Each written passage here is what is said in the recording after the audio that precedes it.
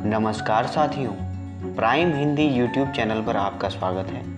आज हम सामाजिक रूढ़िवादी प्रथा पर आधारित रीढ़ की हड्डी नामक एकांकी की स्टोरी लेकर आए हैं, जिसे लिखा है जगदीश चंद्र माथुर जी ने। इस एकांकी में कुल 6 पात्र हैं, जिनके नाम कुछ इस प्रकार हैं।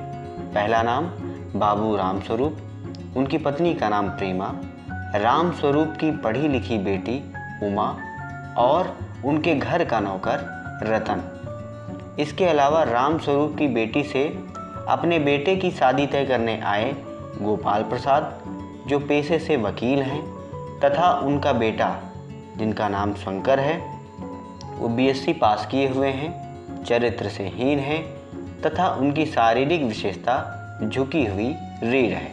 तो चलिए एकांकी का आरंभ करते हैं। एकांकी का आरंभ रामस्वरूप बाबू के घर में होने वाली साज सज्जा से होता है। उनकी लड़की उमा को देखने के लिए बाबू गोपाल प्रसाद और उनका बेटा शंकर आने वाले हैं। बाबू रामस्वरूप, उनकी पत्नी प्रेमा और उनका नौकर रतन कमरे को सजाते हैं। बीच बीच में बाबू रामस्वरूप अपने नौकर पर झुंझलाते भी हैं। तभी प्रेमा उन्हें बताती है कि उनकी लड़की उमा को जब से लड़के वालों के आने की बात कही है, तभी से वह मुंह फुलाए पड़ी है। रामस्वरूप अपनी पत्नी को कहते हैं कि वह उमा को जैसे तैसे समझाकर तैयार कर दे। साथ ही वे अपनी पत्नी से कहते हैं कि लड़के वालों के सामने उमा की उच्च शिक्षा की बात नहीं बतानी है। वे कम पढ़ी लिखी लड़की चाहते हैं, अतः वे उमा को मैट्रिक तक पढ़ा लिखा ही बताएंगे। उसी समय लड़के वालों का आगमन होता है। बाबू गोपाल प्रसाद पढ़े लिखे और पेशे से वकील हैं। उनका बेटा शंकर बीएससी के बाद लखनऊ के मेडिकल कॉलेज में पढ़ता है। उसकी आवाज़ पतली और खिसियाहट भरी है। झुकी हुई कमर उसकी खासियत है। रामस्वरूप अतिथियों की आवभगत करते हैं। गोपाल प्रसाद अपने अतीत की बातें करते हैं और आत्म प्रशंसा करते हुए अपने आप को महान साबित करने की कोशिश करते हैं।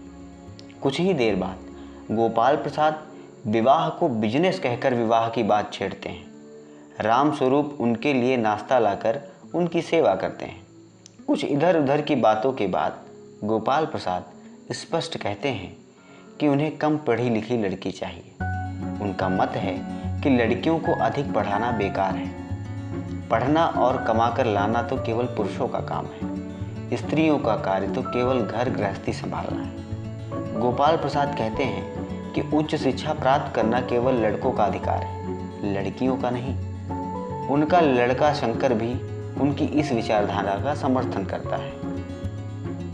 थोड़ी ही देर बाद रामस्वरूप अपनी बेटी उमा को आवाज लगाते हैं। पान की तस्तरी हाथों में लिए उमा अत्यंत सादे कपड़ों में आती है।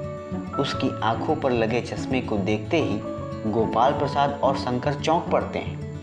रामस्वरूप बताता है कि कुछ दिन पहले ही आंखों में आई कुछ खराबी के कारण ही वह चश्मा लगा रही है। गोपाल प्रसाद उससे गाने बजाने के बारे में पूछते हैं। रामस्वरूप भी उमा को गाने के लिए कहते हैं। उमा सितार उठाकर मीरा का मशहूर गीत मेरे तो गिरधर गोपाल दूसरों न कोई गाने लगती है। वह गीत में इतना तल्लीन हो जाती है कि उसकी झुकी गर्दन ऊपर उठती है।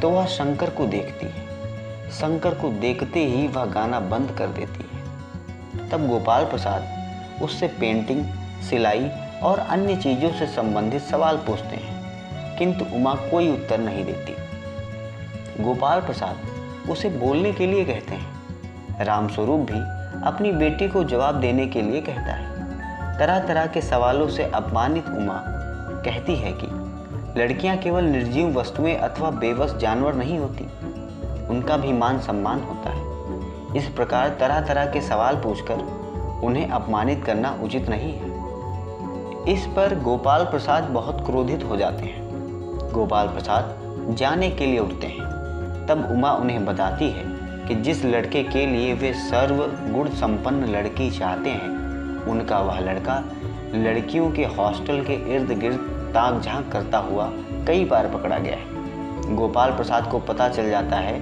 कि उमा पढ़ी लिखी लड़की है। वे रामस्वरूप को कहते हैं कि इन्होंने उनके साथ धोखा किया है। यह कहकर वे दरवाजे की ओर बढ़ते हैं। तब उमा कहती है कि जाइए और घर जाकर यह जरूर पता लगा लेना कि आपके लाडले बेटे की रीढ़ की हड्डी है भी या नहीं। बाबू गोपाल प्रसाद के चेहरे पर बेबसी का गुस्सा और शंकर के चेहरे पर रुआसापन आ जाता है। दोनों बाहर चले जाते हैं। रामस्वरूप वहीं कुर्सी पर धम से बैठ जाते हैं। उमा रोने लगती है। घबराई हुई प्रेमा वहां पहुंचती है। तभी उनका नौकर रतन भी वहां आ जाता है। वह मेहमानों के लिए मक्खन लेने गया हुआ था। सभी रतन की ओर देखते हैं और यहीं पर पर्दा गिरता है और आपकी एकांकी समाप्त हो जाती है। इस तरह आज के वीडियो में हमने इस एकांकी की कथा वस्तु को समझा। हमें उम्मीद है कि ये एकांकी की कथा वस्तु जब आप सुने होंगे तो आपको समझ में भी आया होगा। अगर समझ में आया है तो प्लीज़ हमें सपोर्ट करिए और इस चैनल को सब्सक्राइब करिए और इस वीडियो को लाइक करिए। मिलता हूँ नेक्स्ट कहानी के साथ। तब तक के लिए धन्यवाद।